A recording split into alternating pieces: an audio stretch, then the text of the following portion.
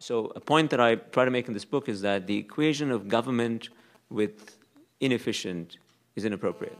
It depends on the context. In this context, actually, it's turning out now that the membership in the Communist Party of China, the one country in the world that, you can't imagine at least a less communist country in the sense of communism's original meaning. But the membership in the Communist Party of China has gone from roughly 10 million 10 years ago to 80 million today. So 80 million members, think about that. It's more than the population of most South American countries, I think, or equal to that. 80 million members of the Communist Party of China. Right? Why is this? And this, let me just say this and then stop after this. But this tells you a little bit about the challenge that China will face going forward. The bargain that the Communist Party of China struck post-1978 when it opened the country up with the citizenry was, you guys should shut up when we don't give you your personal rights. In return, we will make sure your tummies are full. Okay? And we will do it our way. And we will deliver on that promise. And I think it's very reasonable that the population took up that promise and said, this is perfect, because everybody's first concern is to make sure they can feed themselves and their families. Right? When that promise was fulfilled, this next bargain that the Communist Party offered was, we will give you clothes and a roof over your head, but you need to shut up. Don't protest. That bargain was met. Then they promised, we will give you TVs and cars, and bicycles and mopeds and motorcycles, and clean roads and trees on the roads. And that promise has been met on the Eastern Seaboard, not on the rest. And that has curtailed dissent. Not completely. Today, the number of protests in China, the official count of violent protests in China today is 85,000.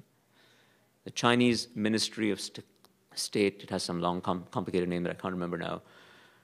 The Ministry of State, Internal State Security publishes on its website that there were 85,000 violent protests in the major cities in China. The actual number, I don't know. I'd bet is more like 500,000, something like that. So they haven't been able to contain opposition to the idea that personal freedoms would be violated as much as they used to. But now the question becomes, as we go forward, what do we promise? What can we promise now? We've given them all the material goods that are possible. And here's the brilliance of the party. What the party has said is, we can't promise you anything more, but guess what? If you're really upset, come become part of the party.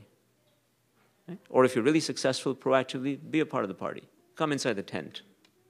And so now you have private entrepreneurs who are the most coveted members of the Communist Party of China. Right? And the idea is very much that once we co-opt you, then you're not going to protest because you're part of us. And the question in my mind is, what races ahead faster? The material and psychological and social and normal impulses of most human beings to be free, or the party's drive to get more and more people within its tent? That's the open question for whether China sort of capsizes or doesn't capsize. But as a net result, that it's people who are members of the party who are often behind the best enterprises, and the idea that the government is the entrepreneur in China. The government is the entrepreneur. It is the only entrepreneur. You cannot be an entrepreneur of any consequence without being part of the government in China. And the opposite is true in India. India is just a noisier version of the United States. You stay as far away from the government as you can if you really want to be an entrepreneur.